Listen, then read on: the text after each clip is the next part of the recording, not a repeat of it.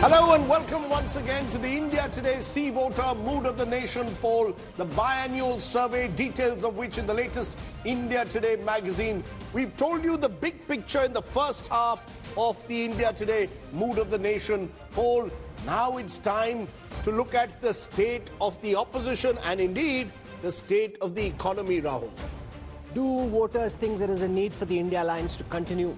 What do respondents in the survey think about the leadership capabilities or lack thereof of Rahul Gandhi and the Congress party? All that and more coming up in this part of the India Today Mood of the Nation poll. This, remember, the 44th edition of India Today's venerable biannual Mood of the Nation survey.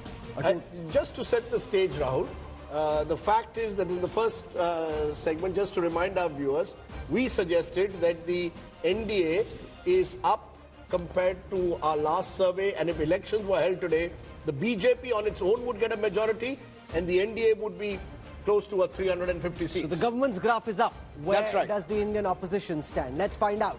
54,418 respondents in this Mood of the Nation poll done by See Voter for India Today. The poll was conducted between the 2nd of January and the 9th of February. In addition to the respondents for the survey, we have 70,705 interviews from See Voters continuing tracking data, which gives it a very robust sample size, Rajdeep, of 1,25,123 respondents spread all across the 543 Lok Sabha constituencies of India. That's right. Let's go to the first big question then, and we'll introduce our guests. Rahul will introduce them in a moment. But the first big question is quite simply this. Given what the India Today Mood of the Nation survey is showing, should the India Alliance continue? Simple, straight question. Is that opposition alliance, should it continue? Is it viable? 65% say yes, it should continue.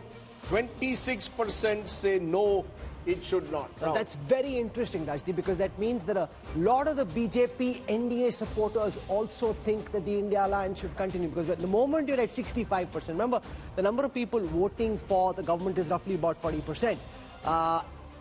If you got 65% people saying yes and only 26% saying no, it essentially suggests even those who vote for Modi say, "Nahi, bhai, India Alliance to hona chahiye," for whatever reason. If it keeps the government under check and ensures that there is no excess, but they'd like for the India Alliance to continue. Except that the alliance partners themselves are not sure. They're snapping at the heels, uncertain of who leads it and if there's an alliance at all. Partisan, Rahul. Well, you know, I mean, many of your viewers might be saying that, okay, these 26% saying no are BJP voters. No, it's not like that. We did a cross-tab on the partisanship based on that. It's secular across all the parties. So basically, 2/3 of even BJP voters are saying India Alliance should remain there. They also want a good, strong opposition. A cricket match is fun only when you got somebody on the other side. Just to add, I think, Yashwant, you should drill that down in terms of caste groups. You've done a study of that and shows that 75% of the scheduled castes and tribes actually want the India Alliance to continue. Yeah. And the backwards as well. So there is also coming support across caste. But let's also add to this that this poll, Yashwant's findings, See Voter India Today poll is done before taking into account Delhi. We have not taken into account the Delhi results. So what we are seeing reflected in this poll is actually the outcome starting from the general elections that was there in 2024, right up to Maharashtra, Haryana, not taking into account this. But you see, in a way, Delhi was, you could argue, the final nail in the coffin. Because given you think there's already been a final nail? Well, I say India Alliance RIP. I mean, for now at least, rest in peace, RIP for now. What happens in the future, we don't know. It's interesting, you say SC, ST still want the alliance to go ahead. Remember, the biggest shift in the Lok Sabha, Rahul, took place among Dalit voters. A 5% swing away from the BJP towards the India Alliance. India Alliance potentially is a formation which could be viable. But in the last 9 months, they've never held a single meeting of all the allies coming together. They've not had a common minimum program. They've ended up in Delhi bickering against each other. They didn't have an alliance in Haryana. In Maharashtra, yes, they had an alliance, but they lost badly. So I think, as Omar Abdullah famously put in a tweet when the Delhi elections took place, or Lado. In a way, I think the India Alliance has fractured apart the moment you've got to state elections, Rahul, because that's when the conflicting interests have come. There is a very good proverb in Urdu and Hindi, Muddai sust gawa chust. which simply says the people want the India Alliance doesn't really want themselves to be seen. Make no mistake, this is one of the most significant findings of the study, regardless of how the constituents of the India Alliance feel about it.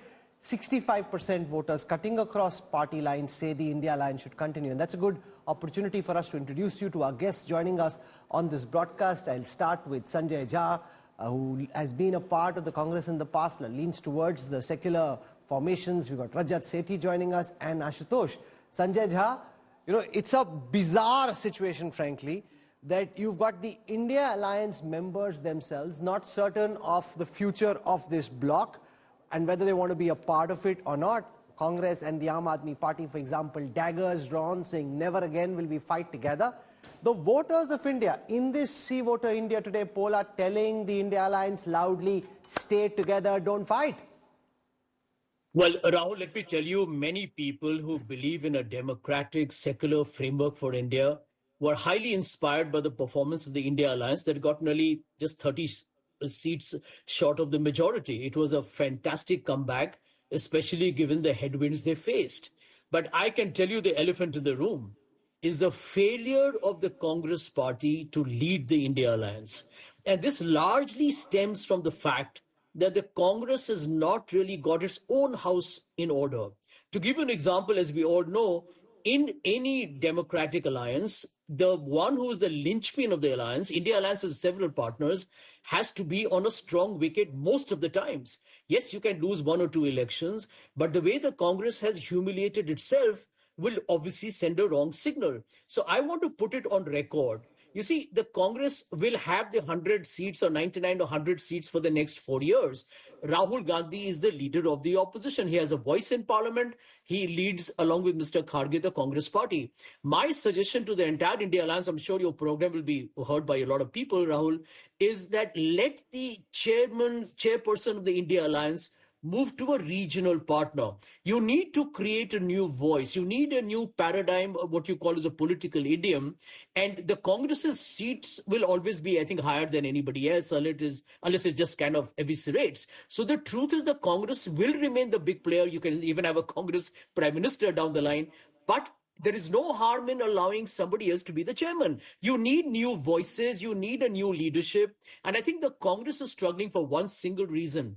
It lacks the hunger to win. I'm tired of saying this again and again, but a party that does not seize opportunities after June 2024, in Haryana, a front runner, in Maharashtra, one should have done well. Delhi, I really, frankly, didn't expect much. The Congress has actually made the BJP emboldened. We are talking a very different language already within 7 months of June 2024. And the reason behind that, Rahul, is this, that the Congress has got a very entitled leadership that doesn't feel the pain and anguish of defeat.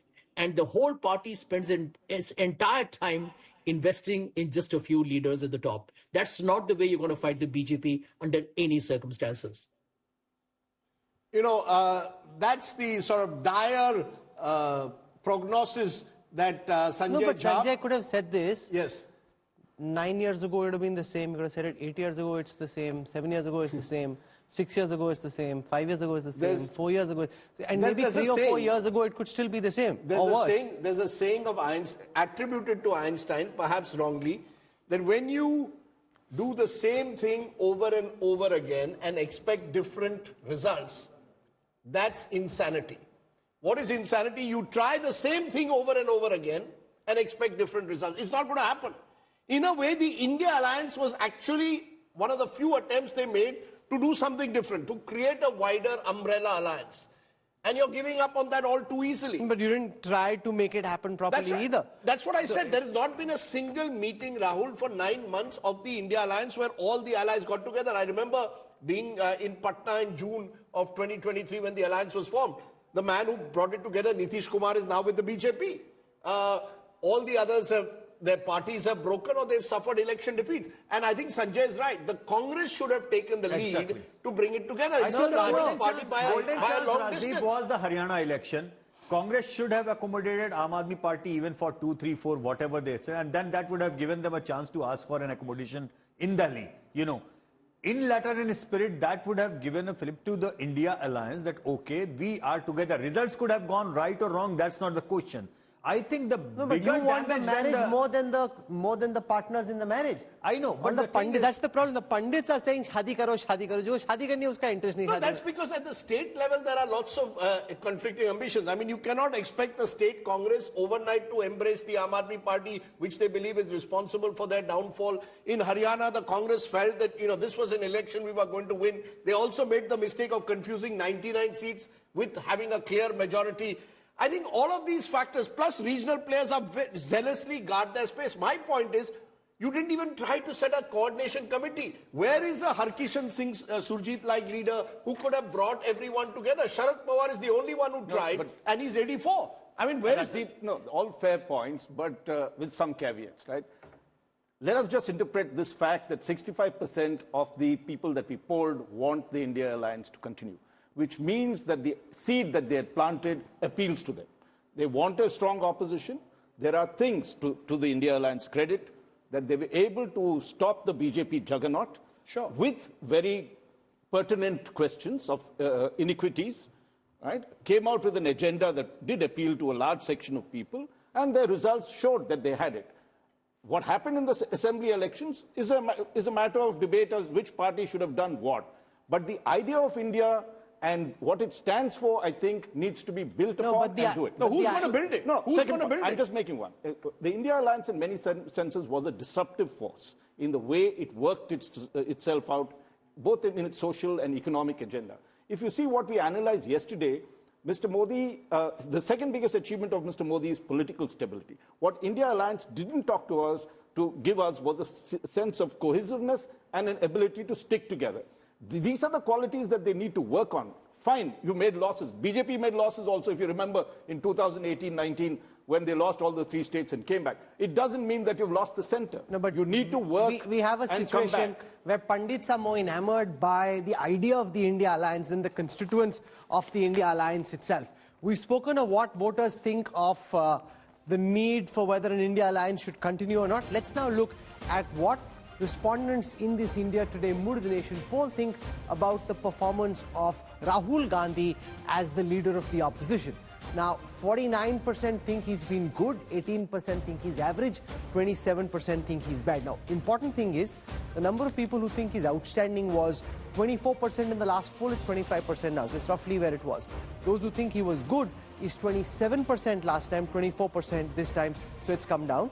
And those who think he's poor has gone up from 24% to 27%. So marginal changes, but on the negative side for Rahul Gandhi's performance, and Rajdeep, in some ways inevitable given the 3 big defeats in Haryana, in Maharashtra and now in Delhi that the Congress party suffered on his watch. My friend Rahul has always had some problem with his namesake Rahul Gandhi. No, but Rahul should try harder. I just think Rahul should be more focused and more committed and try harder. Look, at the end of the day, the Congress in Yashwant's poll is also getting about 20-21% of the popular vote. Rahul Gandhi is getting 25%, saying his performance is outstanding. So essentially, he is the #1 leader within the Congress party, and to some extent within the opposition as well.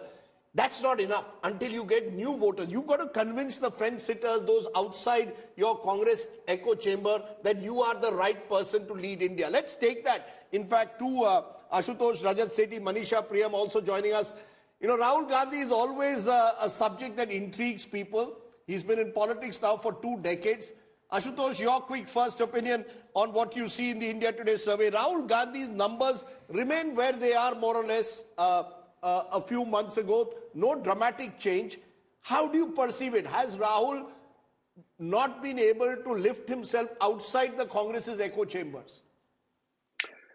See, Rajdeep, before I comment on what you ask, I hope that the anchors will not take my words rather badly. I know that Congress is the easiest soft box anybody can go and punch. Why we are talking about today Rahul Gandhi? The Rahul Gandhi is irrelevant. India Gathbandhan is nowhere to be seen. Blah, blah, blah, blah, blah, everything. Now, look at, this is on the basis of 3 elections. Haryana elections, Delhi elections, and Maharashtra elections. Haryana, yes, Congress has to be blamed. But do you remember how many seats Aam Aadmi Party was wanted from the Congress party? 10 to 12 seats. Which political party would have given them 10 to 12 seats? They were offered 5 seats. They refused to do that. They refused to accept. Now, I can understand that the Congress did not do well in Haryana, so they lost badly and they deserve to be condemned. What about Maharashtra? Your great friend Sharad Pawar, always treated as the greatest Chanakya this country has ever produced. The man who could not save his own party, and when Shiv Sena was broken, he said कि शिव सेना उद्धव ठाकरे तो बैठे बैठे देख रहे थे party नीचे से निकल गई शरद पवार के नीचे से भी पार्टी निकल गई Now in Maharashtra India alliance was intact, fought well in parliament election, fought well in assembly election, but despite that they lost so badly. Why Congress should be blamed for that? Why not Sharad Pawar and Uddhav Thackeray should also take the blame? Come to the Delhi. Now the Delhi, Arvind Kejriwal has gone to the Gujarat and said Congress cannot defeat BJP, so I am here to defeat. What happened in Delhi itself? They lost badly. So why the Congress should be blamed here in Delhi? Now I can understand the unease and the uncomfortable with a lot of journalists and a lot of people.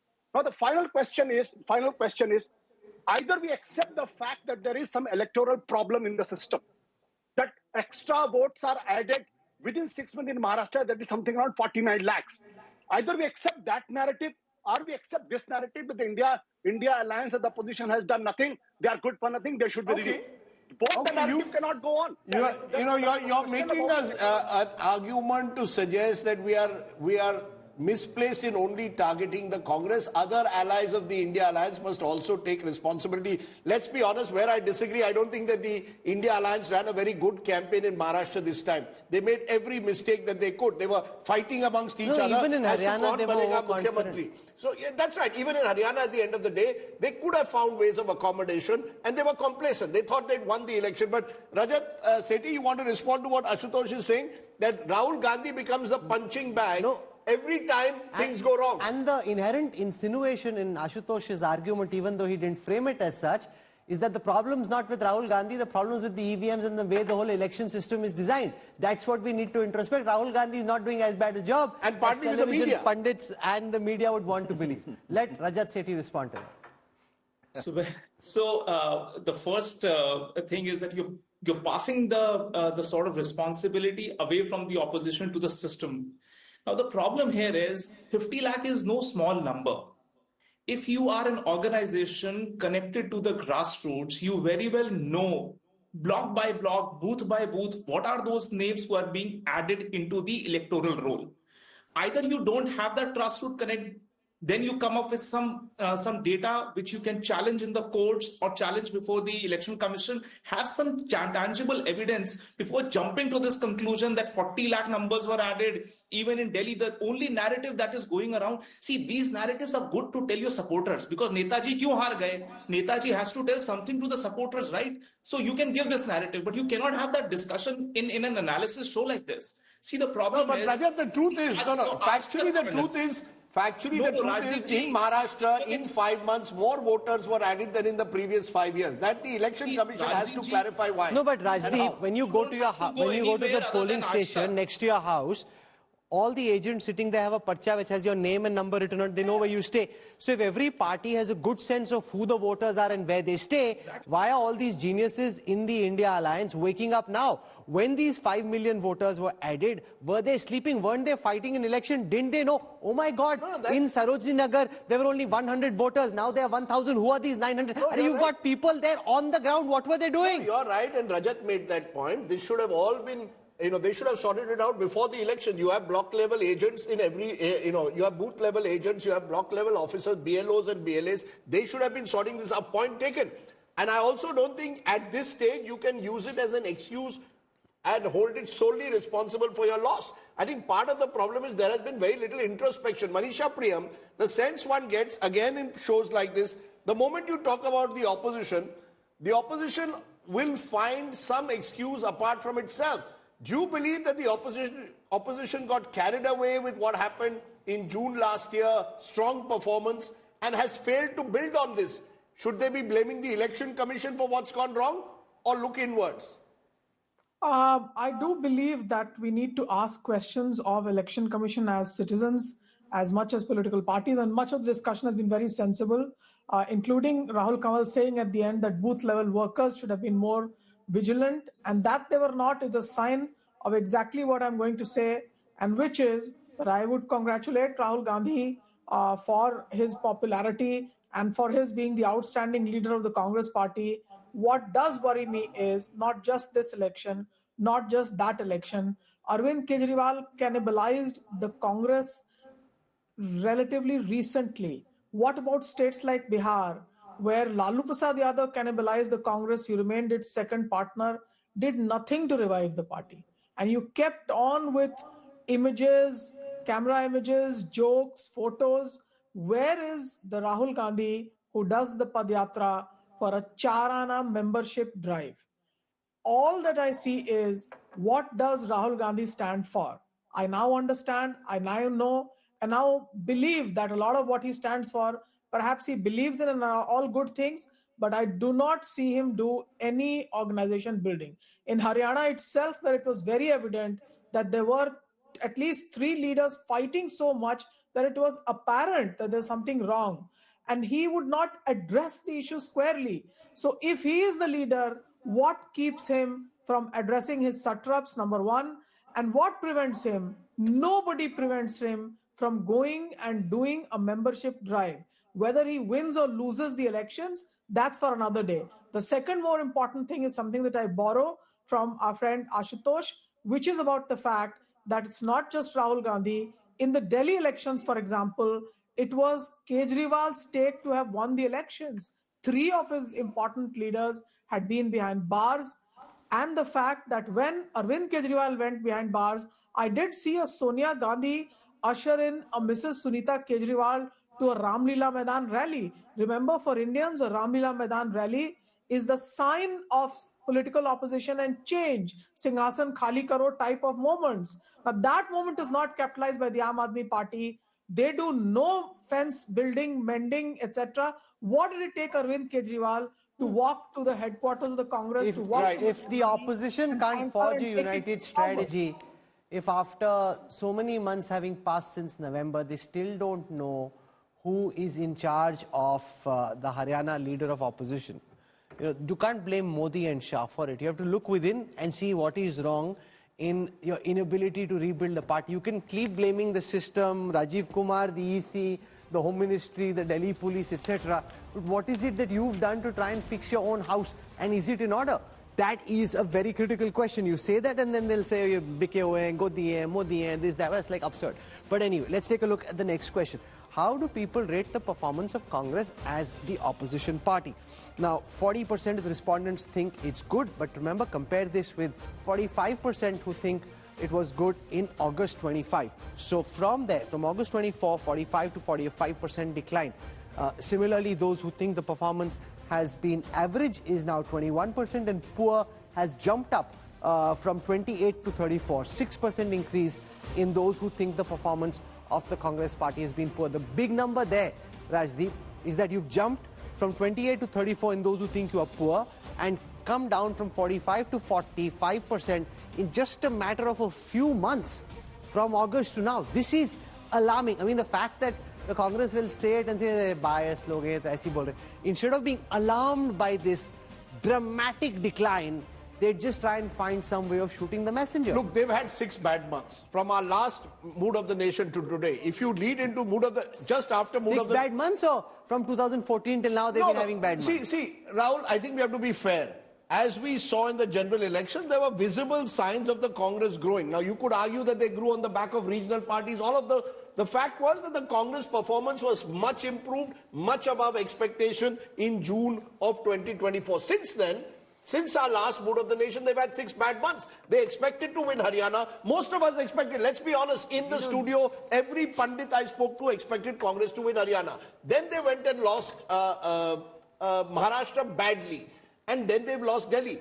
The polls have been done at a juncture where the Congress clearly, therefore, finds itself on the back foot. The real issue, Rahul, is not only your namesake. Actually, the real issue is organizational hollowness. That's That what is the the other real Who's supposed issue. to fix it? You know, that's Who's supposed to fix and it? that's where I said the point I made about Einstein. When you keep doing the same thing again and again and expect different results, it's not going to happen. But the same people are in charge in different levels of the Congress organization who have a history of failure. Nothing seems to succeed in the Congress at times as much as failure. So that's the problem, Rahul. And therefore, the numbers are this problem we know. What are they doing to fix it? Yamini said yesterday, I agree with her, but the thing is, when you seize, you just don't take advantage of the narrative that the public of this country gave it to you on a platter, actually after the Lok Sabha election. Who is to be blamed? It's not about just organization. It's an equal fight. On one hand, you have to keep an organization. On the other hand, you mentioned it right. There is no Harkishan Singh Surjit. There is no Ahmed Patel now who can sense that, okay, this is the narrative. This is where you have to be. And I actually disagree with Ashutosh on one thing. Aam Aadmi Party asked for 10 to 15 seats, but they were ready. I mean, my sources also tell me they were ready for just 5. That's right. Congress was not even willing to give 5. And that too, the problem was they were giving the 5 seats, which was 100% dead sure of No, but losing. Ashutosh, I find just your have one, argument. go ahead. One point that I would just want to bring in, just to, keep the balance, not that you're tilting completely the other side, but let's look at the last 2 or 3 years in terms of Rahul Gandhi's progress. Once dismissed, he comes back, does his Bharat Jodo Yatra, seen as a serious politician, actually whips up interest, does build some cadres as he goes across that place. He does the walk. So it is not for lack of trying in the last 2 years that he has built the Congress to some extent and brought it back to moving it from the 50s to the 90s. So we have to give credit to that. The other is, I think, the paradoxes that we see in this country, and therefore some part of the movement that Rahul Gandhi is doing does have a sort of, let's put it this way, we saw how the Janta experiment happened. There was no cadres. All these parties came together and called themselves Janta Party. All disparate parties came together, and you saw a movement happen that pushed the Congress out. Right. Here, if you look, what's happened is that there is a paradox in our MOTN. The fact is that when you look at our economic scores that happened, which we discussed, right, on all those parameters, the government is not looking good. People say that the incomes are not adequate, there's price rise, there's unemployment, there's any other place, and these two issues quite a significant number of issues. So I am trying to understand, is there, I mean, to be fair, and that's why the question of the India alliance surviving is that there is an unease with the government that is showing up in various fronts, whether it's economic, social, we have seen. There has been issues about judicial independence, if you see the survey more carefully. There have been issues also of the fact that caste surveys has now become something that the people want. So there is a lot of the agenda that the India alliance represents that is alive and kicking. What it does require is possibly, I don't know what it is, if you don't have the cadres and you cannot beat a formidable party like the BJP with its machinery, you do need a people's movement of sort. But there are 2 points that come from it. If you look at the next question, do you think Congress is the real opposition party? 64% say yes, it is. No say 31%. So Congress is still the most formidable brand within the opposition space. How does that brand then hold the rest of the opposition together? In the worst of the time, if they are still getting every 5th vote in India, in the worst of the times. Yes, so I mean, that means that space is there with them. So the space is there. The question is, you can't win election with 20%. You have to start going past 30% to be a contender. My point is simply this, and Sanjay Jha, this becomes a question which has troubled many people in the opposition. They say there is no level playing field. Ashutosh seemed to hint at that in a way, that the election commission, other forces outside are responsible for creating a non-level playing field. The role of media, the role of money, the role of state power. Do you believe that's an excuse that the opposition can give with credibility today, given these numbers? Rajdeep, I respectfully disagree with my friend Ashutosh. I'll tell you why. Everyone knows that, yes, there has been a major institutional emasculation done by Mr. Modi's government. I agree. The election commission may be compromised. There may be issues with the EVM. Various bodies are under pressure. There is this whole ED income tax story. By that logic, is the Congress and the opposition India alliance saying that we will never win an election? You have to win despite these headwinds. That's exactly what politics is about. I mean, the winner takes it all. I think there was a gentleman who talked about how the Congress has made a fight back. Well, the fight back is not enough because in politics, there is no runner-up trophy. The truth is we are in opposition. And the reality that I think we need to address, Rajdeep and Rahul, together, the Congress, and I've been part of the party, I will tell you this, does not recognize that it has been on a secular decline since 1984. It hasn't got a single majority on its own for the last 40 odd years.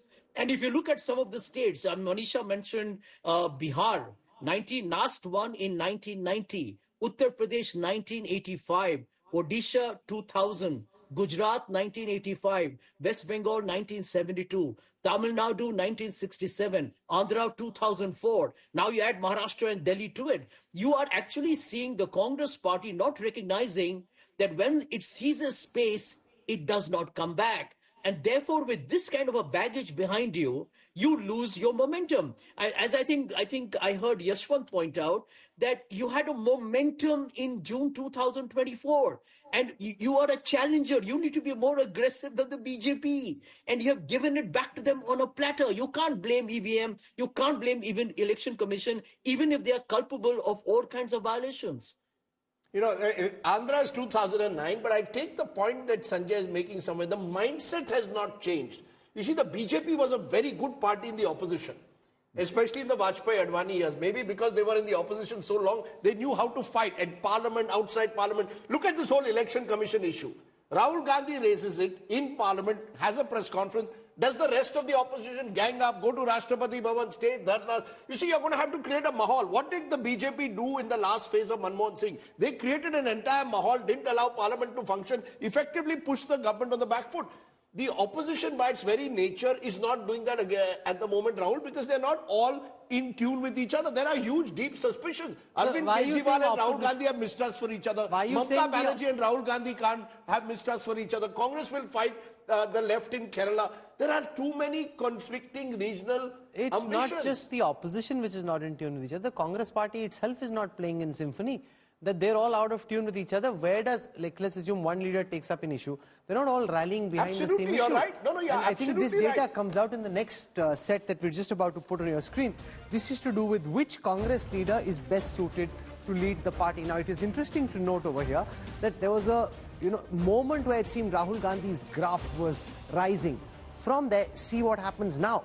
And look at Priyanka Gandhi's numbers. Those, frankly, are the ones to watch out for. I'll start telling the Rahul Gandhi story from January 2022, when he's just at a very lowly 19%. From there, in part thanks to the Bharat Jodo Yatra, it goes up to 32% before the general elections.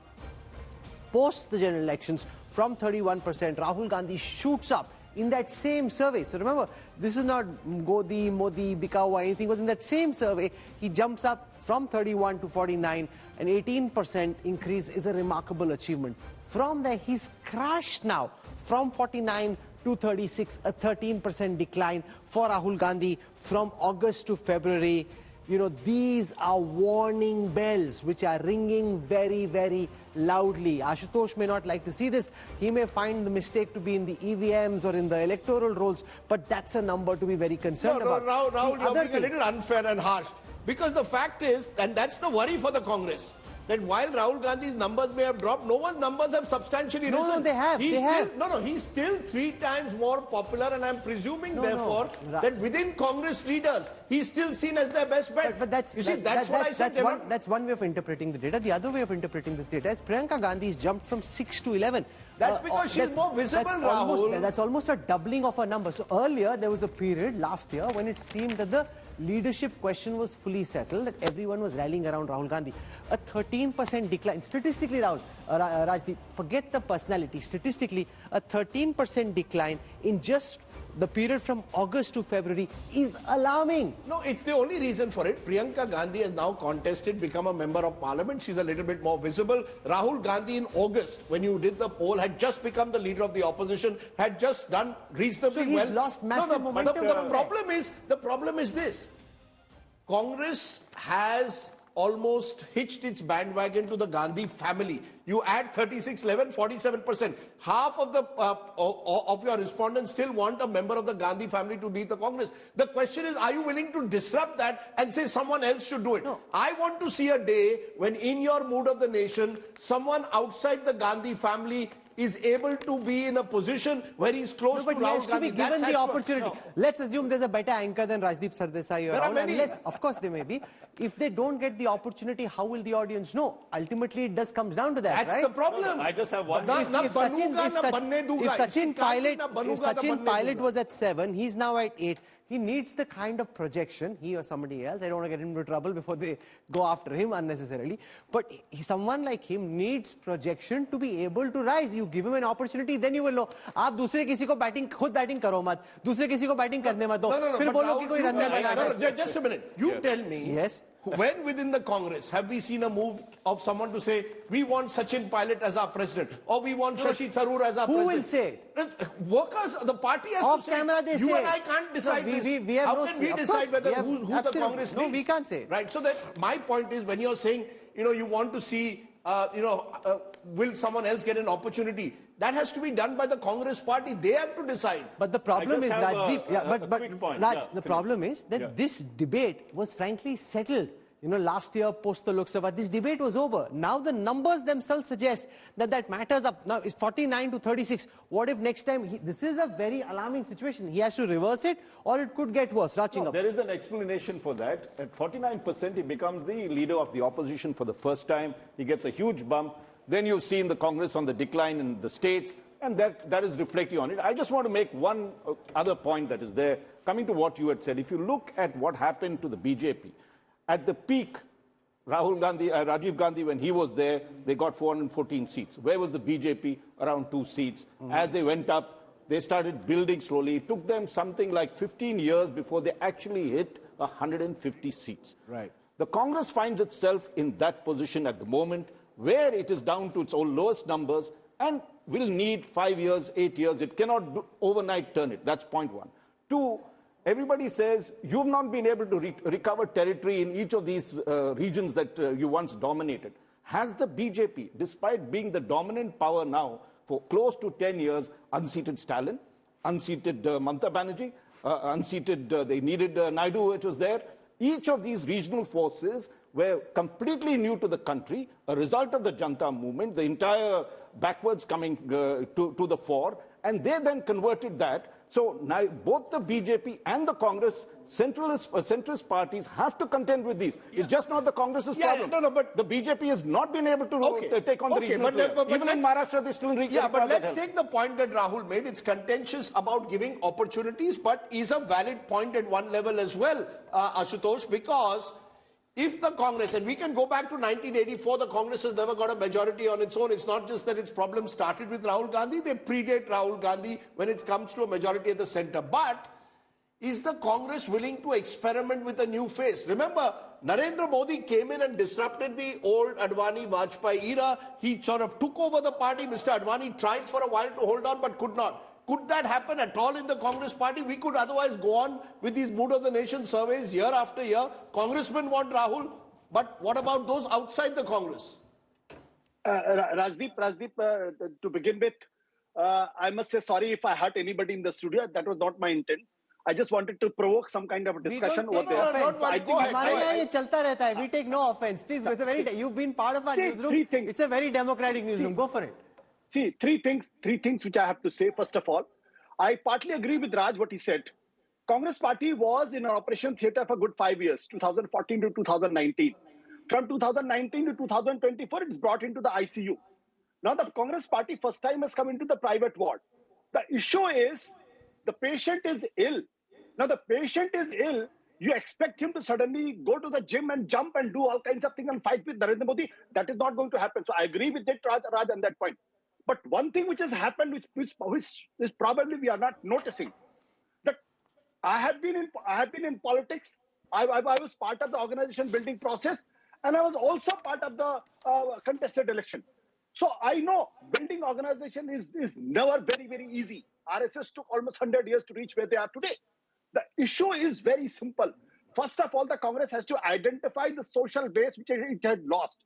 2024 election, and that's why I give credit to Rahul Gandhi. He identified that Dalits, Muslims, and the OBCs had to come back to the Congress party. And that's why he's raising the issue of safe constitution.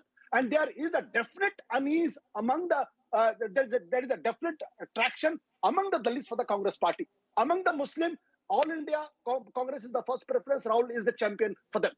About the OBC, the caste census, since Kolar rally in Karnataka, he has been raising caste census issues, and that is what makes Akhilesh Yadav, that's what makes Tejasvi Yadav, that's what makes JD Nitish Kumar very, very uncomfortable. Because if OBC is moving, that means all three regional forces will die down. So issue is, Rahul Gandhi has got an ideological framework for the Congress party and India Gathbandhan, but there is no structural formation, there is no structure per se. There is absolutely no leadership. I completely agree on that point. But unless you have an ideological framework clear. You know, Manisha, Ashutosh is making an interesting point, saying ideologically, Rahul Gandhi has given the Congress some kind of a direction, agree, disagree with it. He's the one person taking inconvenient questions right into the Modi camp. Does that make him the right person at this moment to lead the opposition, given the organizational deficiencies in the Congress party, in your view, given these numbers? I think they've become two separate issues. He's undoubtedly the person who's raising the issues that the opposition should be raising. There's no doubt that he's built a people's connect even in difficult areas, including in places like Srinagar, where Omar Abdullah was a clear leader. There was a groundswell of opinion that went on to say that Rahul Gandhi is emerging as a leader. But soon after the fact that he had been able to revive his image, he had been able to put that Pappu tag behind him. After that, the issue to be taken up was organization, continues to be organization. Let me tell you, on 18th January, I saw the Samvidhan rally for which he was there. The city was chock-a-block, etc. Rahul Gandhi with the Samvidhan in one hand and Karpuri's image on the other. Remember, Karpuri was the staunch anti-Congressman who dislodged, he and his ideas continued to rule the anti-Congress space in the state of Bihar. Now, as of today, I see a National Democratic Alliance, not the BJP, National Democratic Alliance hold district and sub-district level meetings with leaders across their NDA alliance. But I see that after Rahul Gandhi left, there is no literally alliance meeting happening at district and sub-district level. That is precisely, that is precisely the problem. I mean, without organization, all your ideological force cannot necessarily take you far. A. B, for the BJP, and just a minute, ma'am, I just want to take this to Rajat because, the fact is many also see Rahul Gandhi as the perfect opponent for Prime Minister Modi. It allows Mr. Modi, Rajat, to play Namdar versus Kamdar. Is Rahul Gandhi the perfect opponent for the BJP anymore? Or should the BJP look at Rahul Gandhi as some kind of a threat despite these declining numbers in the Mood of the Nation poll? So, in my understanding, Rahul Gandhi is still, typically he has a style of working on certain theoretical constructs. These big theoretical maxims which suit potentially, say, a left-liberal, left-leaning professor in a university. Now, so you talk about decentralization as a concept. How is that sort of challenging or challenging the ideology of the BJP? I don't see that.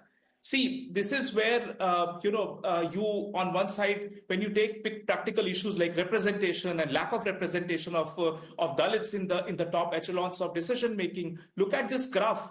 Kharge ji is the sitting leader of that party, and he doesn't even get a mention in this chart. This is what Dalits actually see through. They are like, you're saying one thing, but you do not mean that. And that dichotomy that exists within the Congress party, that though you did not have any positionship officially, you were a de facto leader of the Congress party, but you kept the center of gravity of the entire party with yourself.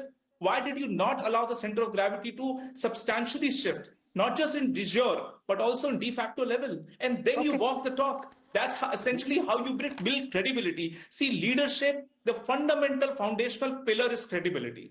Now, you need to be credible, and for that, you need to walk the talk. Let's take the last question in this segment. This is to do with who's best suited to lead the India alliance. Again, a big change from the last poll when Rahul Gandhi's stars were on the ascendant. Now, Mamata Banerjee's doubled her popularity ratings when this question was posed to the respondents in the India Today Mood of the Nation poll. Last time, 32% of the respondents said Rahul Gandhi was best suited. That's now crashed 8% to 24%. Mamata Banerjee stood at a lowly 7% last time. That's now that's doubled to 14%. Kejriwal's gone from 6 to 9. Akhilesh has fallen from 8 to 6. Two big changes there. Mamata Banerjee from 7 to 14, just 10 percentage points away from Rahul Gandhi, who's fallen from 32 to 24, Rajdeep. Yashwant, do these numbers of these leaders like Mamata Banerjee only come mainly from their home states? I mean, the fact is when Mamata Banerjee has tried to spread her wings, it's not worked. She tried Goa, she's tried other parts of the country, it's never really worked. So when you put these numbers, are they primarily from their home states? Is Rahul Gandhi still a pan-India face recognized by the opposition? You are right. You are right. It is for each one of them actually coming from primarily from their home state. But the thing is that, while Rahul Gandhi is kind of riding that 20% vote bank of Congress, basically the core support of the Congress, at the same time, I am really amused at the way that the regional parties, the alliance partners of the Congress, why they do not really contribute to Rahul Gandhi's national numbers. That is an interesting thing to observe. Suppose if tomorrow there is only a two-horse race between Rahul Gandhi and Mamata Banerjee is given as two options, then the supporter of Akhilesh, supporter of Stalin, or supporter of, for example, Arvind Kejriwal is more likely to say a Mamata Banerjee than Rahul Gandhi. So that is something which is making them uncomfortable. You see, their entire issue is that Rahul Gandhi is seen as a good person, as just Rajat said that in theory he is a theoretical person, and Raj mentioned his numbers actually started going up. We did track on the Bharat Jodo Yatra. So if you are seen on the ground, your numbers start picking up. The moment you would take yourself away from the ground, and the moment you give away the narrative on a platter to your prime opponent as the BJP, then your serious image of as a serious alternative, that it starts. But do you see someone, this is a question that Mood of the Nation has asked for a decade now. Do you see someone who can challenge Narendra Modi? You see, Narendra Modi's numbers have by and large remained rock solid, except during the COVID period. Do you believe any of these opposition leaders can challenge Mr. Modi? I know we are not a presidential system, but you are looking for a face. Is there a face who can bring this opposition together? See, there are two things. One is, of course, Mamata Banerjee certainly deserves to have a shot. She has taken on the BJP juggernaut thrice and shown them up and has won her own state elections, right? So in many senses, she has the qualification to be a national leader. She needs to move to that level and create a national narrative. So if you have alternatives, Rahul Gandhi can wait, you can still have Mamata, and let's not forget Mamata comes from the same strand, which is the Congress. So there is a unity in some senses of that. I think you have an inherent tension, which is why the BJP also cannot score among regional parties, is that a regional party always looks at a centrist or national party as a threat. It will ally with it as long as it sees advantages. So what the Congress has to do with, say, either Mamata Banerjee or Akhilesh or, Tejasvi and others, is to show a certain strength and contribution. Exactly the same feeling the Congress, what Yashwant is talking is, I'm not getting any numbers as Congress from these guys. Why should I be sitting there? Can I go right around the table and ask who's that leader who you think within the opposition can take on Prime Minister Modi? Each one of you give me a name. Sanjay Jha, who's the person? Do you believe it's who's best suited to lead India? Well, Rajdeep, I started at the very beginning to tell you that the Congress party needs to recognize that it can be anybody. You need to focus on getting the BJP out of power. So the simple answer for the India Alliance ought to be, we will defeat the BJP on issues. No, give me a name, sir.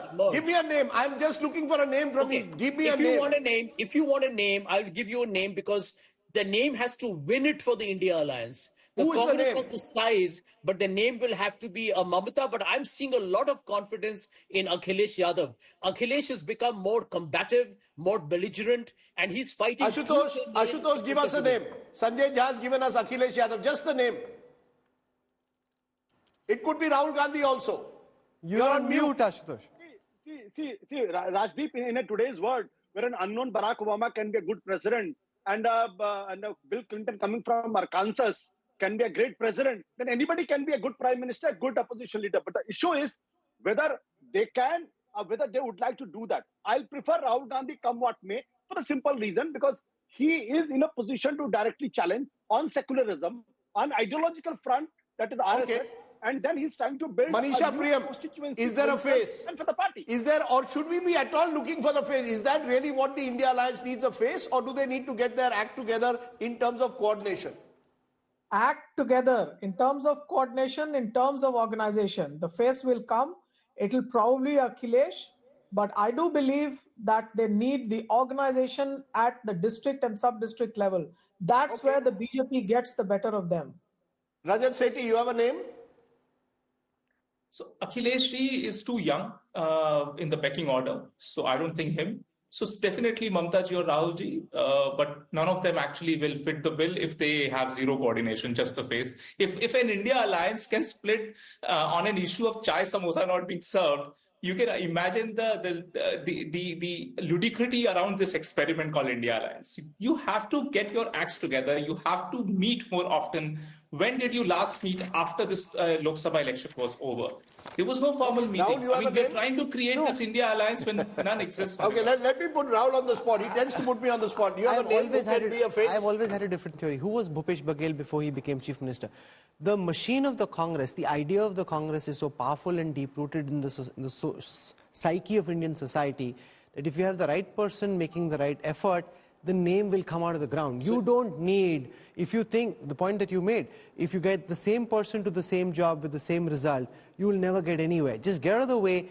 Society, the dynamics of society, the dynamics of our polity and our democracy will throw up a name. Yashwant, you have a name? I would have named Kejriwal a year back, but then he diluted his brand equity. And Mamta Banerjee, surely from her perspective, she remains what she was 30 years back. Names are overrated, Rajdeep. Okay. Names are overrated. I tend to agree with you on that. In fact, that's why I said I think having a Must name have been the only thing we've agreed on the whole show. No, it actually suits Mr. Modi to have a name because he then can make it presidential. Raj, you have a name? No, as I said, and I quite agree with this, that the idea of India is a good idea.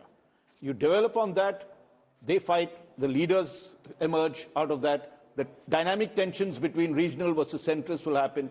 You will have to overcome that. The BJP has done that in Maharashtra successfully, sometimes not very successfully sometimes.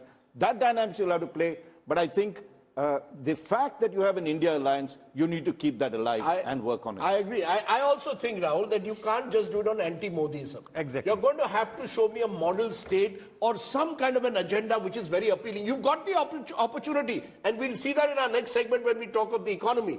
If you are able to show a convincing idea that is different, very different to what Mr. Modi offers, and you can attract people, who knows?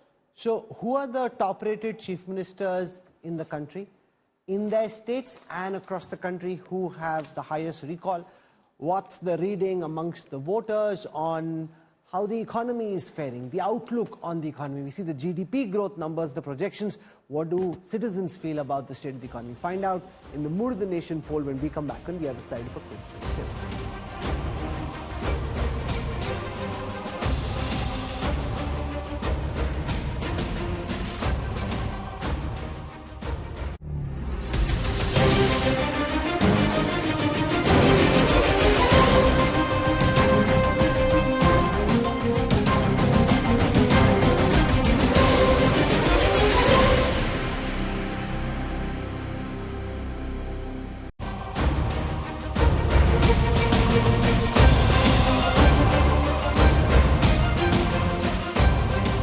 You're watching the India Today See Voter Mood of the Nation survey, the biannual tracker that India Today does every year.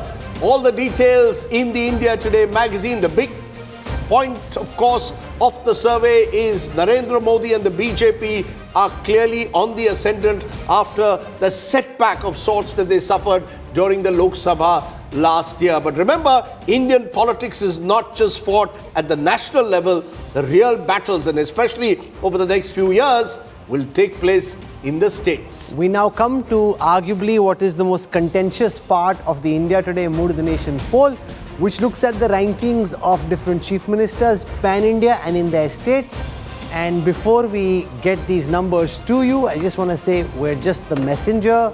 This is not our perception. This is not what we think of any of these chief ministers or how their rankings have gone up or down. This is what respondents in this sample, 1,25,000 respondents in their own states and across India thought of them. तो तो हमें मत इतना आप कुछ बुला भला बोलना. So what you are saying, there are two parts. Yeah. One is asking people across India. The other is asking people within their states who's the... I have seen on the back of these MOTNs, there are protests in some states.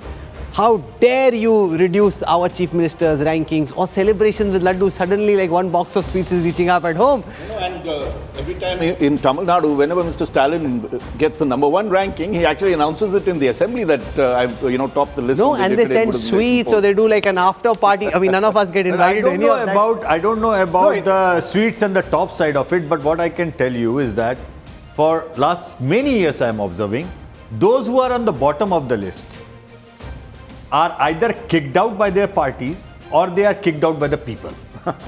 So sometimes I wonder that giving the 1, 2, 3 is more important, or giving the list of 25 to 30 is more important from the news perspective. So that is the one critical element of information. So please allow us to have a peaceful weekend. Don't shoot the messenger. This is just the rankings. We're just delivering them to you. All that being said, here it is. On your screen now, for the first time, most popular chief minister across India. This is pan-India ranking. This is not of that CM in his state. This is pan-India ranking. Yogi Adityanath, Maharaj from Uttar Pradesh, comes up on top at 35%, topping the charts for the 10th straight MOTN, followed by Mamata Banerjee, Chief Minister of West Bengal, at 11%. Big gap between her and Yogi Adityanath of 24%, but Mamata Banerjee comes in at number 2. Pan-India, M.K. Stalin, Chief Minister, Tamil Nadu, leader of the DMK, comes in at number 3. Making an entry for the first time since coming back to power, Chandrababu Naidu, Garu Naidu, is at 5%, number 4. Devendra Fadnavis, coming in as Chief Minister, jumping up to 4%. That's the top 5 list. We won't give you the bottom 5 because then we can't check any social media for the next several days. But that being said, make also note of the fact that Yogi Adityanath has fallen 11% from 46 to 35. That is important because in last year he was 46. That's an 11% fall for Yogi Adityanath. Mamata Banerjee has jumped up from 8 to 11. Pan-India, M.K. Stalin coming down just 1%. Chandrababu Naidu getting 5. Devendra Fadnavis getting 4%. Rajdeep, interesting numbers these. I have problems though with this part of Mood of the Nation. I've said it in the past because this is a visibility tracker. The reason why Yogi Adityanath is so high, and you're going to really see the real Yogi Adityanath story unfold in a few moments when we look at popularity within a state, it's visibility. For BJP cadres, Yogi Adityanath is the most visible chief minister. They all want him to come to their rallies. I think instead of saying most popular, you should be changing this to most visible. That's my view. The most visible chief minister across India is undoubtedly Yogi Adityanath. No, but he could be visible in a bad way also. Sure. So this is popular. This is the question. This is the answer. You don't like the answer, therefore you don't like this question. No, that's not true. And the whole story will come in a few minutes when you show me popularity within a state. I think for a chief minister, that's far more important. Do the voters of my own state see me as popular and a good chief minister? The chief ministers in that chart matter more than this. The reason why Chandrababu Naidu is up and in your chart, because Mr. Naidu is now a player. He is the one who holds this coalition together at the center. Devendra Fadnavis is there for the first time because he's just won a big election in Maharashtra. My limited point to you, Rahul, is I think the big takeaway is Yogi Adityanath has been able to build himself as a pan-India figure. No doubt about that. That, I think, is the biggest takeaway from your first number. No, and to come in other chief minister comes close to that at the moment. His numbers are largely coming from the BJP supporters outside UP as That's well. outside UP. Outside UP. But at the same time, you can see a very clear dent over there, and that Why has is that to do. fallen? That is because he could not deliver Uttar Pradesh. Lok Sabha election. Big number of BJP supporters blame Uttar Pradesh and Uttar Pradesh alone that BJP is not having a majority because UP went down. UP में problem था इसलिए majority नहीं आया. That is the common thing that the BJP supporters or Modi supporters or Modi sympathizers say that. So I think he had to take that blame and in a way. That's a good point. And apart from that, let's also face the fact that some other curious names, say for example, name of Himanta Biswa Sarma, which is like probably import from the Congress, but on the Hindutva front, his statements and his way of saying the thing is almost going at par with it. So oddly enough, when we ask a follow-up question, big number of Yogi supporters actually also say the name of Himanta Biswa Sarma, because he is kind of, attending to that constituency. No, but it's no mean feat, Raj, Yeah. that for 10 straight polls, Yogi Adityanath has been number one. We also need to account for the fact that in the last year, it's fallen by 11%. But for 10 straight polls, the same CM to come up at number one shows massive pan-India recognition. Yeah, I would, somewhat differ with Rajiv, while I agree with you on some points. That is truly creditable. If Yogi Adityanath is able to nationally project himself, it's a good thing. You do need state leaders, and we've seen a state leader rise to the prime ministership. So you need the next generation. So I think a chief minister should not only be good nationally, but also be good in his home state. Do both. I'm not saying one exclusive or other. You might be great in your home state if you're not nationally thinking. So the quality that Yogi Adityanath needs to focus on, the fact that he does very well nationally is acknowledged and very creditable. But whether he's doing well in his home state, he needs to introspect. And let's remember also, this is in contrast to what the others are doing. The percentage. Sure, but Siddharth, what this does very clearly is set up Yogi Adityanath as first amongst equals in the next generation of BJP chief ministers. When it comes to other chief ministers, he's made it abundantly clear over 10 MOTNs that he's in a weight category of his own. Absolutely, and that continues. And please also look at the number when the next tracker happens, given the number of people who have visited UP, the pilgrim circuit, starting with Prayagraj. So that massive number, if you go by the top line number. If they had a good experience. Well, most of them seem to have had. And let's not forget, in the thick of Ram Temple, the rebuilding of it, BJP loses really a huge number of seats in UP. But there was a grudge match that has also been sort of a one thing. But let's also not, I'm just tempering it with that. No, but I agree with Raj on one thing. Any chief minister who is appearing on both the lists, yes, I would say that, okay, this is something interesting in terms of governance, in terms of, what you are doing on the ground. So for me also, I tend to look at both the lists. Okay, let's take the second list. And so much is being said of the second list. This is the list of those who are popular in their own home state. Let's take that now. And this is interesting because I know there'll be an after party in Sikkim tonight. When this data goes up, Prem Singh Tamang, the chief minister of Sikkim, whose rating has jumped, and Yashwant Deshmukh will have to explain why, from 26% to 62% in the last 1 year, has emerged as being the number one chief minister in his own state. That is quite a remarkable performance for Tamang.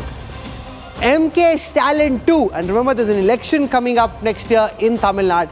Before that, in his home state, which matters frankly more for a party like DMK than what the rest of the country thinks of him, Stalin has jumped from 36 to 57. That's 21% points up for MK Stalin. A big vote of confidence in the leadership of MK Stalin. Himanta Biswa Sarma was only 3% when it came to national recognition. That can also be because Assam is a northeastern state, relatively small in the national context and therefore not as prominent as in Uttar Pradesh. But in his home state, where it clearly matters more for Sarma, he's jumped from 49 to 55, a big 6% jump for Himanta Biswa Sarma. Bhupender Bhai Patel, many of the national viewers may not be tracking him very closely, but voters in Gujarat are. There's an election there in 27. Rahul Gandhi has said, Kasam Khata, I'll unseat them.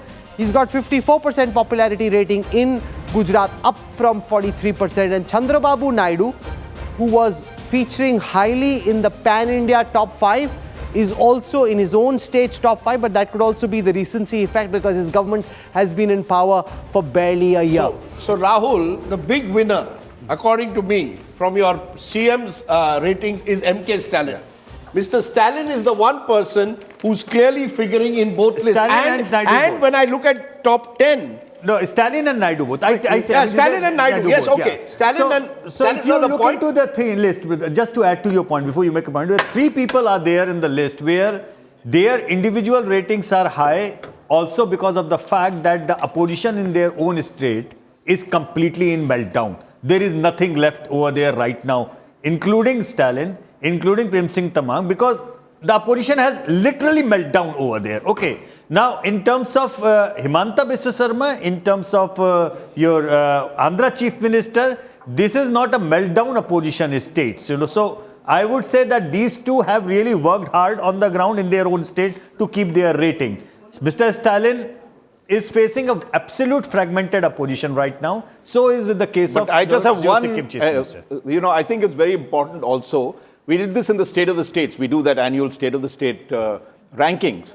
And there we realized over a period of time, we do have to make a differentiation between big states and small states. Smaller states, yeah. You see, otherwise what was happening is the small states were running away with the prize all the time, so we did that. I think maybe the time now, Yashwant, is next time we actually give a separate categorization Two different categories of the biggest states. If you look at it, the size of Tamil Nadu in terms of the state is much, much more difficult maybe to administer. I'm not denying any credit to Mr. Tamang on this. Well taken. We should do it. We should be doing it. Yeah. Second, I think we must give credit to Mr. Stalin, because the fact was, there was talk of him, huge amount of anti-incumbency. He's always bounced back. He's held the Lok Sabha, literally swept, and therefore to figure very high in his home state means that he's doing something well, and as also well the as fact nationally. that even in this MOTN, the projection is almost like 39-0 for his alliance, and his projected vote share is also 50% plus. No, and So, also, but the fact is, Rahul, I look at the top 10, not just the top 5.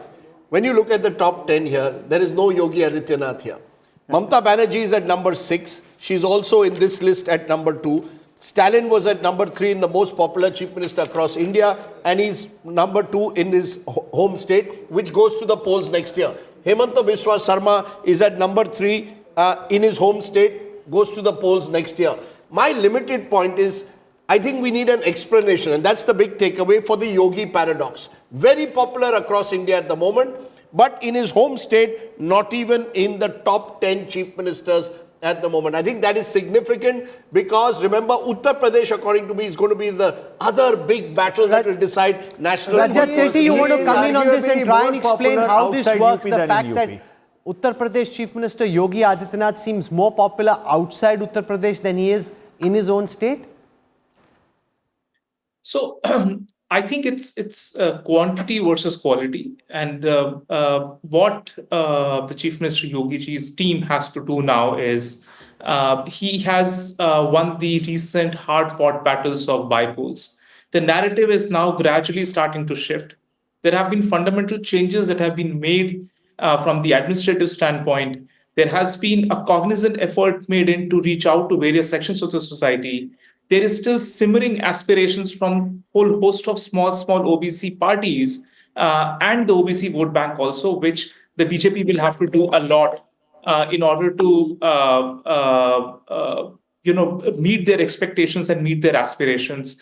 These individual leaders who have been in the alliance need not carry, or maybe they're not able to carry the aspirations of these OBC votes that they represent that well. So there is this whole host of situation, and I believe there is still time, and where BJP in the state of UP will have to start rethinking what fresh ideas, what fresh set of representational aspects of voting can be addressed. How can Shankar the Iyer, cabinet your be quick reshuffled, take on all of the those things. pan-India rankings and state-wise rankings of the different chief ministers? Welcome, Shankar.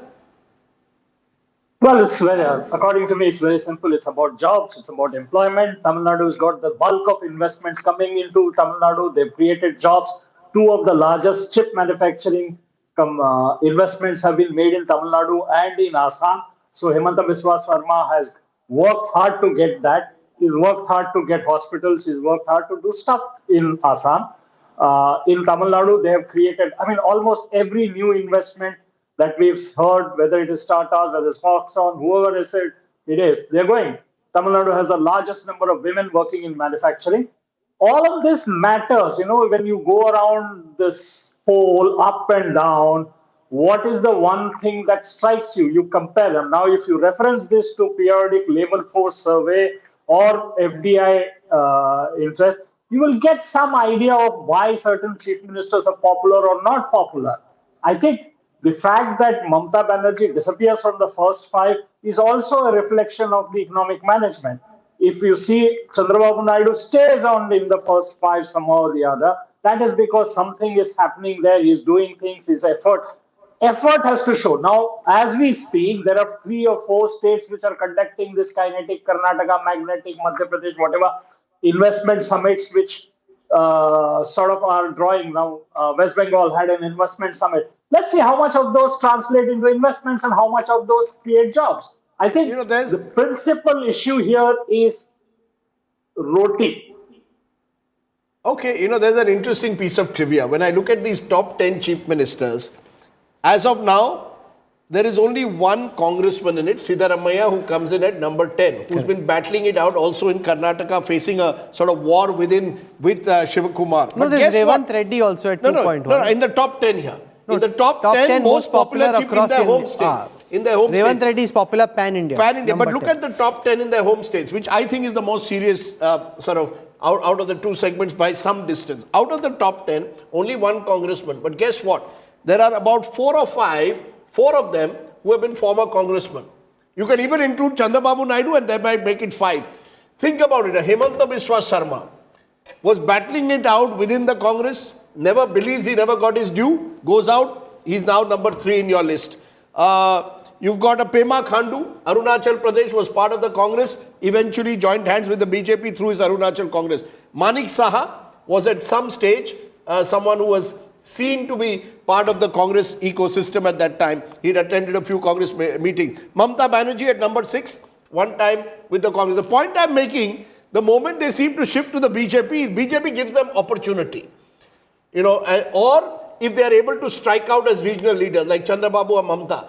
I think one of the problems that Congress chief ministers have had, do they have the kind of autonomy and independence that they get when they join a regional party? I'm a bit surprised with Bhupendra Bhai Patel being in the list.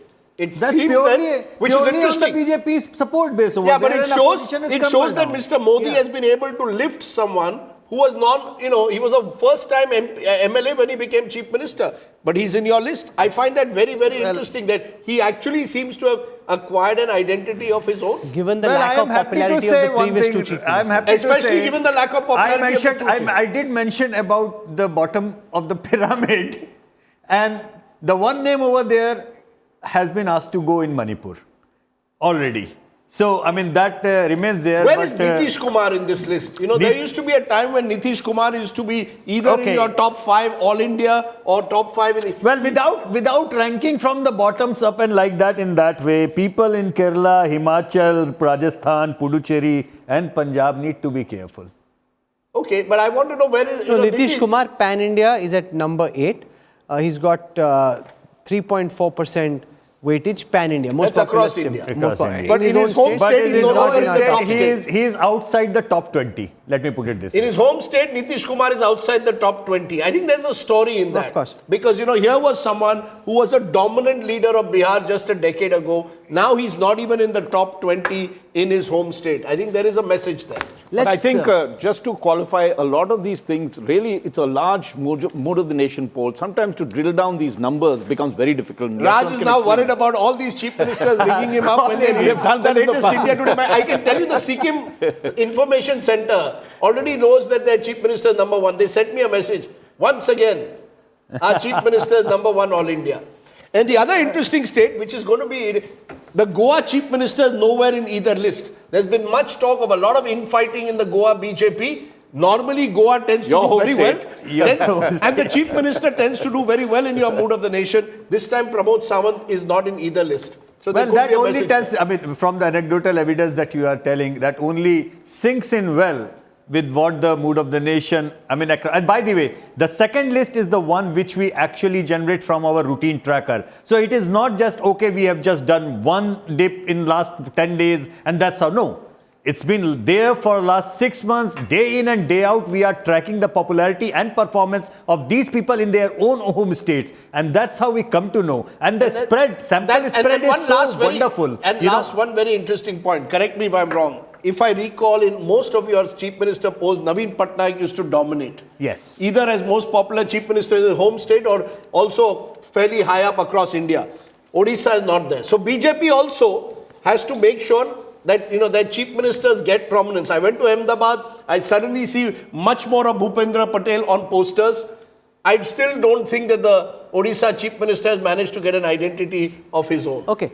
Let's pivot now from politics to economics, and we'll take you through the data around the state of the economy. The question was on the increase in the income tax exemption limits in the budget. Will it increase savings? That's the question which was asked, and that's the hope frankly, that the finance minister has. Will the increase in income tax exemption limits lead to an increase in savings? 44% say yes, 35% say no.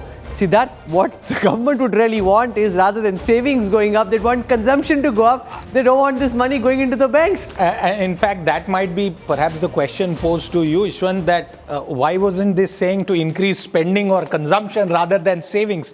Because the jury, like you made this point, Rahul, is out of how much money, that estimated 1 lakh crore, how much will actually go out? Or will it be used to retire existing debt? We have seen personal debt go up in the recent past, credit card debt, other kinds of unsecured debt for which the RBI has been worried. So I think the jury is out on this question. Siddharth, and there is one more question, probably, it's in the magazine for sure. I mean, so, because we did ask that, if you had money, where would you put in, Yes. And the number of people who are just not looking at the investment option, but looking at the land. Correct. Land is emerges the that biggest is number. something amazing, because people are saying, कुछ काम नहीं कर रहा है boss, अगर पैसा हो तो जमीन में डाल देना, because at least जमीन कहीं नहीं जाएगी. And just to add that to is this, something which is and Raj, perhaps you can add. add to this. There is a fundamental shift that's happening in the economic discourse versus, let's say, last year, which is urban distress. And we used to keep talking about rural distress. I wonder whether this survey has actually captured that. It has captured both. It has captured both. And actually, we have been reporting this for quite some time. With Raj, we have discussed it so many times that if you only look at the economic distress numbers, sometimes you wonder, we are talking about the same country, which is talking about the government and the Prime Minister and other people with a so high popularity rating. With that kind of number, it sometimes feels like it is not gelling in. But the problem is, with probably Rajdeep will agree with me on this one, that you have a distress, but you are looking over a solution from the people you trust the most. The problem with the opposition rank and file right now is that people, they face a problem of not being trustworthy enough or being as good as whatever these people are. People in the time of stress and people time of crisis, they like to stick to a stronger leadership criteria. Okay, agreed. I think this is where the paradox, the explanation of the paradox is. Let's take our viewers through the response to the question which asked about people's opinion on the union budget. 28% of the respondents felt the budget would accelerate growth, 13% felt it would help farmers, 6% felt it would boost manufacturing, meant to please the middle class was the response of 14% of the respondents, all of the above was 6. So this is the opinion on the union budget. The most important, clearly, of those is accelerating growth, which is the response of 28% of those who were surveyed. I think if you look at these survey numbers when it comes to the budget, I think the important thing is there isn't a strong negative sentiment. When you're a finance minister, it's not about necessarily having a huge positive. There is a very small negative sentiment. None of the above is only 1 in every 4. Roughly approximating to the sort of size of the main opposition party. But by and large, I think you've not seen strong negative sentiments to the budget. And some of that, I think, reflects at the moment. But, and there's always a but, when I come to the next question, because I think you need to link it to that. The moment you say, Rahul, household incomes, will they improve in the next 6 months? Will improve 27%, will remain the same 34%, will worsen 31%. So if I say will remain the same and will worsen 65%, substantial percentage are saying household incomes and are either going to worsen almost the or same remain number, the same. Rajdeep. It's almost the same number which lasts through many years now. Has been consistently saying and going up कि रसोई चलाना मुश्किल हो रहा है. So there's no feel-good factor. So the thing but the difference is, people are in the cautious. same poll that Yashwant did, look at the responses that came in before the budget and look at the responses that came in after the budget. And Yashwant, you were showing that data to me. There is a marked difference. There is a marked difference. This data averages out samples which are collected pre and post. But look at the sample which got collected post the budget. So the optimism goes up post-budget, particularly in the middle class. But then optimism is more about that I will have more money in my hand. But that optimism still is not about two things. That mehengai will come down, that inflation will go down. There is no optimism in that. Another one, that my personal income will grow up. That is still not there. So my income is unlikely to go up. my expenditure is unlikely to come out, but because of the taxation, I think I might be having more money in my hand. Yeah, and if I have more money in my hand, but you see, I am likely to put it in land. I just have one point where is the buoyancy? You see, your headline of your magazine is back with a bang, and that's the political picture. On the economic picture, clearly this government is not back with a bang. Which is exactly the question that I wanted to ask Yashwant, is that we have a paradox that is existing, right? You have, when we saw the biggest failures were unemployment, price rise, and lack of economic growth. That total 56%, which was the majority felt economic issues were the failure of this government. And yet you have two phenomena that's there. One, that politically they seem to have gained considerably. Two, when you look at the economic question about handling of the economy or the NDA's performance, both are at the high 50s that's there. What explains this reason why you would feel very unhappy with your economic situation, and yet you still feel that the economy is being handled well, politically you're gaining? What's the reason? Well, I think it has a lot to do with two factors. Number one, if I understand the person is doing enough or trying enough to make the things work or not. So on that account, I think Prime Minister Modi's image, personal image, goes across as a person who gives 100% to whatever he is trying to do. Number one. Number two, it also has to do with the thing, I feel he can provide solution to my problem. I am not very sure if Rahul Gandhi or any other person can. So it's the trust factor. The trust factor is paramount out here. We also need to keep two filters in mind. The first filter is that in India's income classes, the government side's inflation impact is protected and their job security is ensured. They get a DA raise and now there is going to be a pay commission. It's the private sector where the key factor, which if you add up two of these separate datas, is very clear that incomes have not risen even though private corporate sector profitability has done very well post-COVID. That is one big thing, and this has been raised in the policy establishment, that private companies' profits are going up, stock values have gone up, yet you are not increasing wages. Look at the entry-level wage for the IT sector, which is one of the largest employers. Look at in the tourism, hospitality sector, hotel rooms, tariffs have doubled or maybe gone more than that. What about the service staff in hotels? If you were to actually get them, they would have a very different story to tell. So the key issue here with regard to income wage growth is that private sector wage growth at the lower and the middle bulk level has not gone up, has not kept pace. Forget the top earners. And if you look at the unemployment situation, this is clearly private sector response. And there, the very serious situation, if you add up 76%, I know you're coming to that. Let's put that number. Let's put that number for a moment. Opinion on unemployment situation. Opinion on unemployment situation, very serious 55%, somewhat serious 21%. That's 76%. Not very serious 5%, not at all serious 5%. This has been consistent over the last 5 years again, particularly post-COVID. This is where I don't think the paradox can be only explained through Prime Minister Modi and the trust in him. That may be there.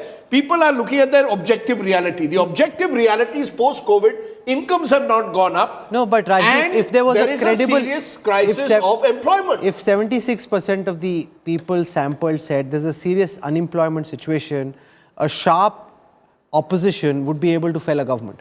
It is because of the current situation of the government, their strength and their credibility, and the current dysfunction of the opposition, which is why the BJP wins again and again. 76% saying the employment situation is serious, unemployment situation is serious. See, that is a very big number. Rahul, I would temper our comments on this by also pointing out that when you look at real-time data, the IT sector, which 2 years back was generating a lot of negative headlines with regard to employment as well as wage generation, employment numbers have improved there. I don't know the bias here in terms of what SEC categorization. No, but that's one sector. Let's put that question to Shankar Iyer. Forget one odd sector where there's a green shoot.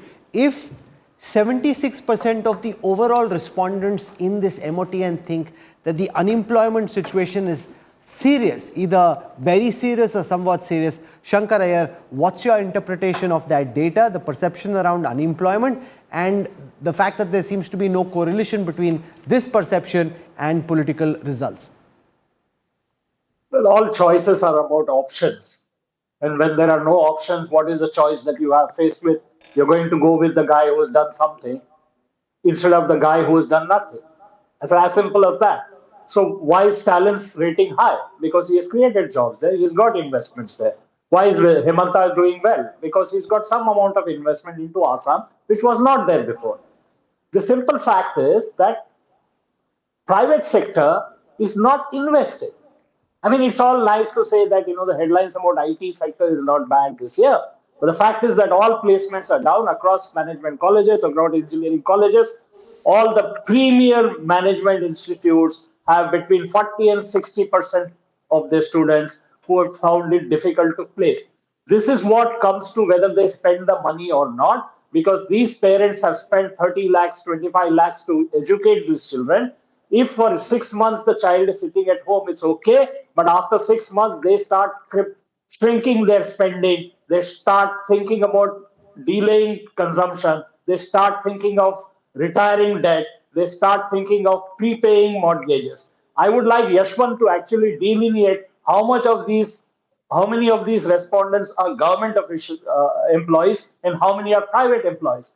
The government is the biggest beneficiary of the 6% plus growth, because in the last 20 years, government wages have gone up 10 times. The central government's wage bill has gone up 10 times. It's not a joke. I mean, No, but and you does have this- the 8th Finance This is the Commission. point I was making about. But does this Government also and private. in a way, Rajat Sethi, explain this competitive revdi culture? That you see, to win an election now, given these numbers, the grim situation when it comes to household incomes, when it comes to unemployment, you need to attract voters. And the way to attract voters, and every party is doing it now. Every election is seeing at the moment the attempt to dole out cash handouts or any kind of benefit that might give people a sense that they're getting something to soften the blow. Rajdev, I have a line for you there. That is pure paracetamol politics. Because you can't fix the illness, so you give 2,000, 2,500, bring the fever down, get the inflammation down, and so work around that. Why is Rajat Sethi, paracetamol politics is here to stay given these numbers. Rajdev, none of the chief ministers who have given freebies are on the top of your list. Okay. Respond, Rajat. So first of all, I have said this before to Yashwantji that this is an aspirational question and therefore a leading question. When you ask anybody what is the employment situation, he or she is not going to give a very satisfactory answer that sab changa hai, everything is fine, I'm not looking for anything, or the employment situation is absolutely fine, I have 10 offers, etc. It tends to, corner a response which is going to be largely negative. Therefore, I personally will doubt this question, be it inflation or employment. These are two questions which, whenever you ask, in whatever capacity you ask, tends to be a leading question. So there is some kind of a statistical Rajat, inflation, yes. Rajat, inflation, you're right. Inflation, everybody says mehengai. Unemployment is a little different. Unemployment has stood out much more in the last 5 years, especially post-COVID, as the number one concern. I'm coming back to the paradox that we were talking of earlier. And if you look, we need to look across the spectrum when we look at the MOTN. If you see the answers that is there when you ask the biggest achievements of the Modi government, Ram Temple comes first, then comes political stability, then comes corruption-free, right? So if you take demographic fundamentalism that is happening, there are 4 or 5 issues that will determine an election. One is inflation, second is unemployment, third is corruption, which was a big issue that's there. Fourth is political stability.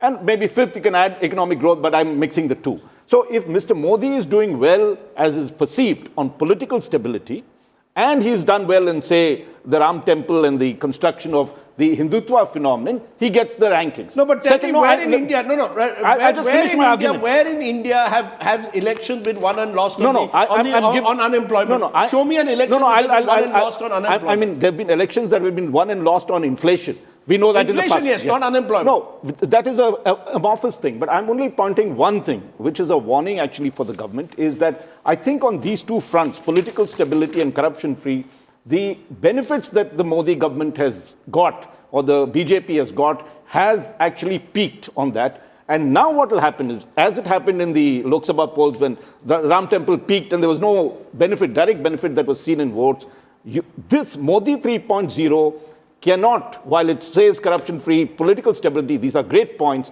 It will have to work on the other two if it has to win. And there is a point. I think that's the big lesson. Point that Rajat big lesson made, this very MOTN. good point that Rajat made is about, and yes, he has discussed this with me, that about the aspirational classes.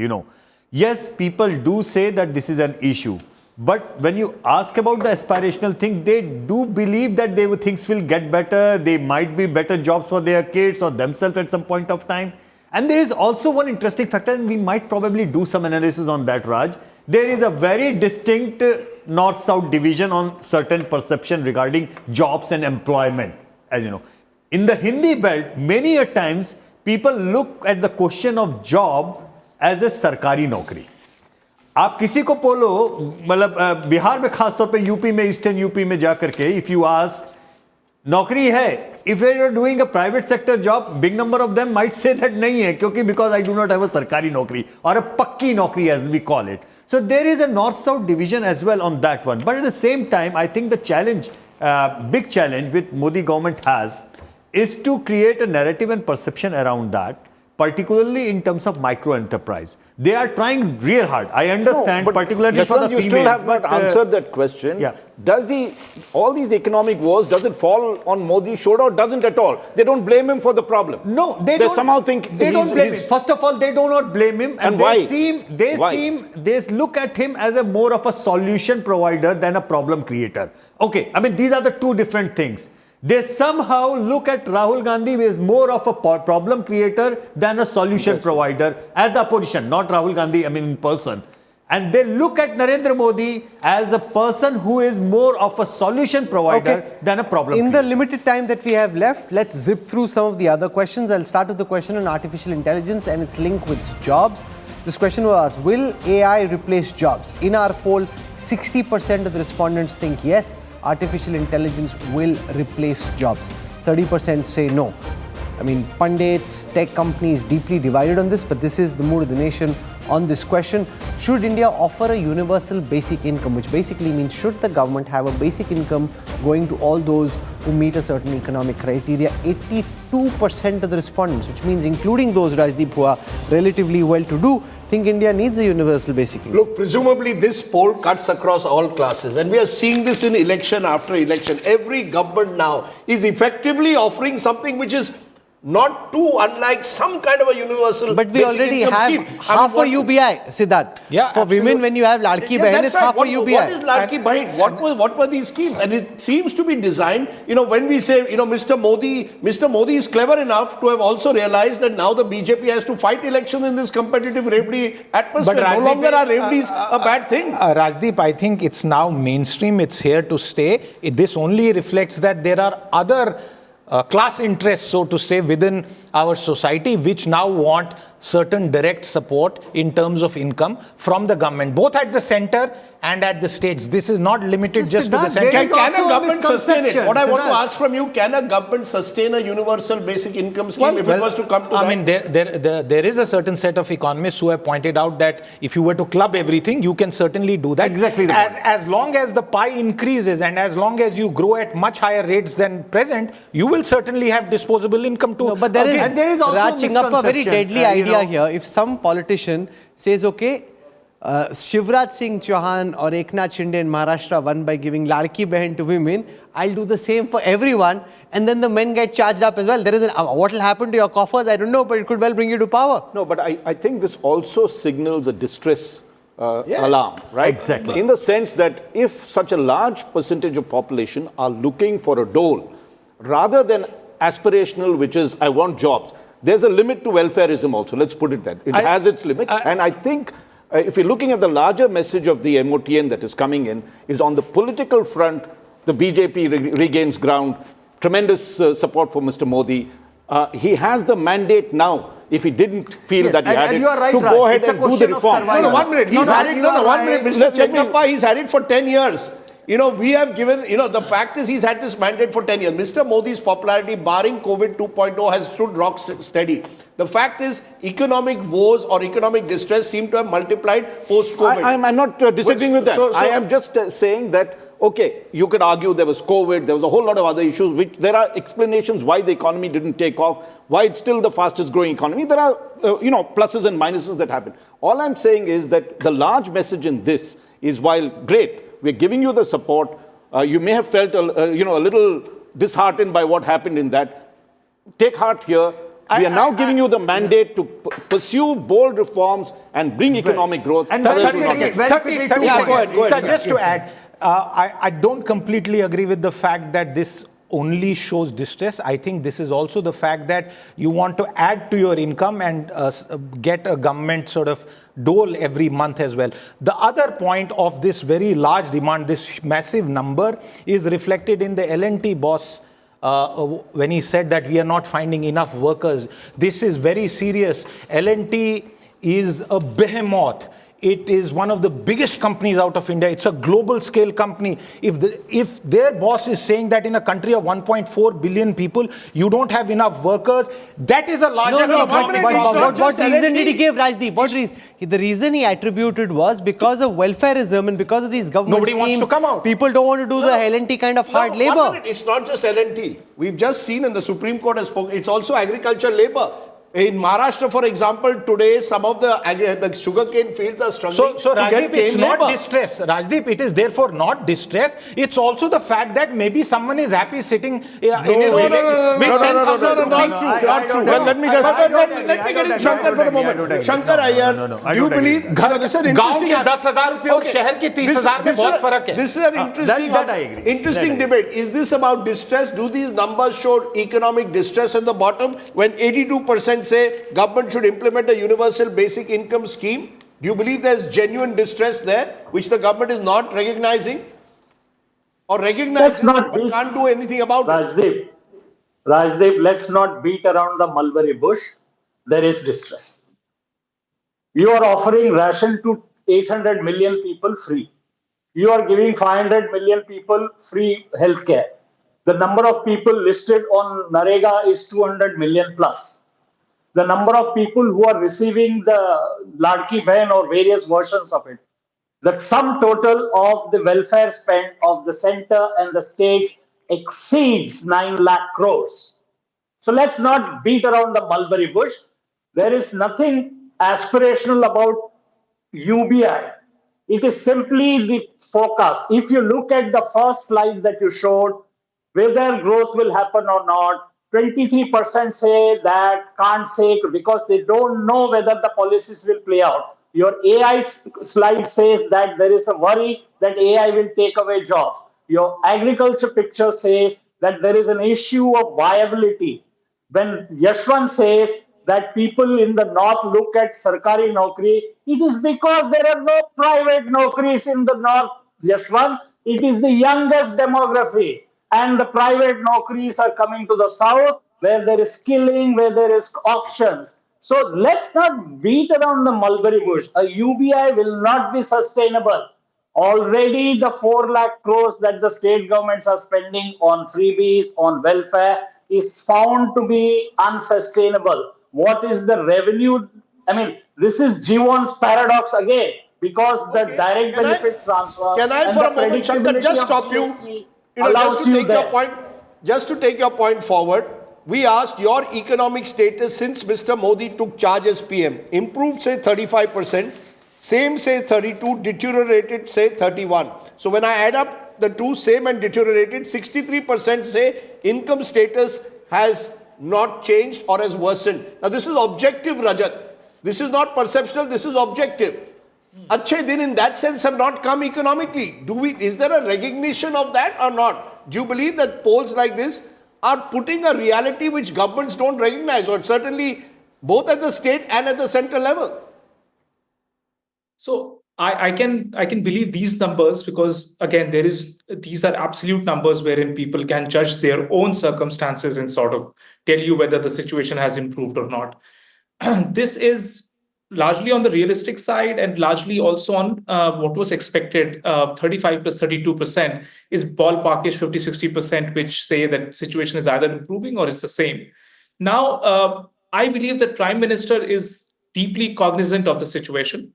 He understands the material risks that are there by private sector not carrying the fair share of responsibility in terms of job creation. It was already discussed in your panel that they are gobbling up all the profits and not letting their workers take away greater amount of salaries and see their situation improving. This is a beautiful case for going back to corporate rates, tax rates where it were.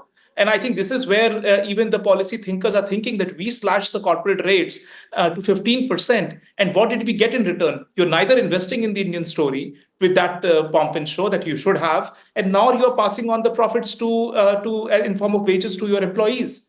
So clearly, two, three things that the government has to do. They have to ensure, you just now, Trump has tweeted saying that today is a big day on reciprocal tariffs. So he's using the word of reciprocal tariff and trying to corner Prime Minister Modi just prior to the meeting that is going to happen today. So we are in a situation where we are cornered. There's a technological tsunami in form of artificial intelligence coming our way. There are these tariffs, which are these black swan events, which we haven't planned for. And then our domestic, manufacturing isn't picking up to the level it should. How do you create those incremental jobs? It's a difficult problem to crack. And I think the economic advisors of the Prime Minister should be working day and night to ensure that some fix are done to come up with permanent solutions instead of opting for makeshift, which UBI is. I think any kind of a basic income is a lazy policy making, in my opinion. You're not thinking deep. You're just doling out right before the election. That is just lazy politics, lazy policy making. Well, a lot of the schemes that have won political parties in election can be called lazy when you look at it from an economic perspective. The fact is, when the campaign was going on, they were deemed as being the economic imperative. No, and I'm just hearing that the Punjab cabinet is likely to finally act on their promise of 1,000 rupees for women.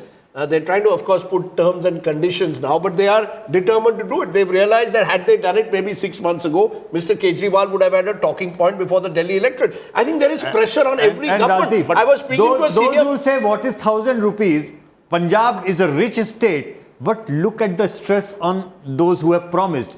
Please try to understand when Shankar said, 800 million people you are giving free ration, maybe half of them do not need it. But you are still looking at staring at 400 million who, if you do not give free ration, are likely to sleep hungry. Big chunk of that population. I wish it was only about that. No, but Yashwant Deshmukh, I wish it was only about that. Remember in Maharashtra, the government of Maharashtra woke up to women and the Ladki Bahin scheme 4 months before an election. You see, my worry is in this election cycle, there's even greater pressure. I was speaking to a senior... Thank God they wake up only 4 months before. If they wake up in the first year of the election, the economy would be bankrupt by the end of the I was speaking to a senior government official in Maharashtra. He's saying we are having a huge challenge now with budgets coming up to try and find a way in which we are going to control our debt situation. Rajdeep, we shouldn't be so worried and see so many dark clouds on the horizon. 20 years ago, the state of India's central economy, the state of our state budgets versus today, we have grown. There is more money to give out and to address people at the bottom of the barrel. It is not that bad. Let us not say that everything is going to burn down. No, that's not the case. 8 lakh crore debt in Maharashtra and counting. Rajdeep, I'll just make one small point. To the size of the economy as well, Rajdeep. As the economy, I would just differ in a small way in this sense, that welfarism has a shelf life. At the end of the day, not in a country like India. At the end of the day, I will not, and I'm sure a lot of Indians will not want to live off the government. They have aspirations. They don't want to be limited in their income. They see the middle class. We've all grown in prosperity. We all started with cycles. We went to scooters. We have cars now. That is the Indian dream, to grow. If you do not provide that, it's fine. You can, I like what Shankar said earlier, the Band-Aid solutions that are there, or the paracetamol solutions. You do need to find the cure. If you don't, we are in trouble. Spoken like a good south of the Vindhyas person. I think there is a huge difference. Shankar made the point, north versus south. In North India, it's very different. I think the approach is very... They want the government... Why do we pillory only India? What is the size of the welfare state in the United States? What is it in the Nordic countries? The moment you have a higher economy, what is Medicaid? It is the largest welfare program in the world that is designed to, perhaps ensure that obese Americans end up remaining obese. No, but it depends on the nature of the program. I think we've got to make a distinction between an Ayushman Bharat. The size of the pie, the size of the economy is important. But you have to make a distinction between a Ladki Bahin and an Ayushman Bharat. An Ayushman Bharat is valuable. What is the alternative? Not give that. No, what happens to it's valuable. What happens to women's health? What happens to nutrition? There are studies. Quoting Europe is not accurate because they have high tax rates. Fair enough. Let's be very clear. No, but that is Thomas Piketty's argument. But we are on a growth curve, right? We should not compare ourselves with. My larger point is we should not continue with welfarism to the point that you have left people, with no other option. But you have to give them the aspiration. Sir, our welfarism is someone's existential question. But when we look at how we are allocating or announcing more and more welfare schemes, we also have to look at where India stands in its economic growth curve. Absolutely. We can't compare with Nordic countries or with the developed Western world because their level of per capita income and their ability to spend more on each citizen is much higher. So we have to walk this fine balance. Of course, you want to help those at the bottom of the pyramid. You go overboard, your government piles up debt, which becomes then unsustainable. We were at a dinner with a party from Maharashtra, and they were of the view that they had to scale back on several promises. They'd keep the most prominent schemes. They would have to scale back on, say, the Shiv Bhoj or the Tirth Yatra for senior citizens because they simply didn't have money. But what this bureaucrat told me at Mantralaya in Mumbai, he says it's huge pressure. You see, the ministers are not, they have to address their constituents who have been promised various things before the election. The bureaucrat is trying to balance the books. There is a fundamental... Schemes designed by politicians and not by economists have fundamental flaws. The larger question is, does India need to support people at the bottom of the barrel? Of course it does. And does it need to do it for many years? Of course. No one is disputing that, but I think Rahul made a very good point in terms of what's happening in Maharashtra and others. Take a look at Delhi, Kejriwal. He gives schools, and you see the budget, I've studied the budget, a lot of money is given 5 times the amount that when he took over, he gives to education, he gives to health. But you take a look at roads. He sanctions 10,000 crores so late, which is last year, and we saw the state of it. You take a look at roads. Every other aspect of development which the middle class wanted, and I know in my own colony that was there, a road had fallen apart and it wasn't repaired for 2 years. Everybody saw, because you spend so much money on one particular aspect of welfare, you were not able to distribute it evenly. So there has to be a balance. But one thing which I wanted to say as a misconception, many people argue on that, but as if the middle class or the people who pay taxes are against the freebies. I'm sorry. They were not, or they are not against things given to the bottom of the pyramid. The reason why you have such a high degree of people saying we should have a uniform income scheme over there, basic income scheme is there, is simply because the middle class was saying, "Niche jo karna hai karo, that's fine. But give us something as well." Middle class question in this entire 10 years budget paradox was not कि आप नीचे क्या दे रहे हो, उनका question था कि आप मुझे क्या दे रहे हो, ये भी तो बताओ ना. The good thing about our programming over the past 48 hours is that we've covered a lot of ground. You've heard sharp insights based on data, whether you agree with them, disagree with them, let us know what you think of them. But you've at least got a good sense of where we stand in terms of foreign affairs, the economy, the polity, where the government stands, where the opposition stands. So a lot to think of. And as we said at the beginning, we're just the messenger, don't shoot us. Well, the good news, of course, is that while we've got the data for this mood of the nation, there will be another one in a few months from now. That will be the mid-year one in August of 2025. Hopefully more fascinating insights and data available for you. For now, to all those who've joined us, thanks very much. Namaskar.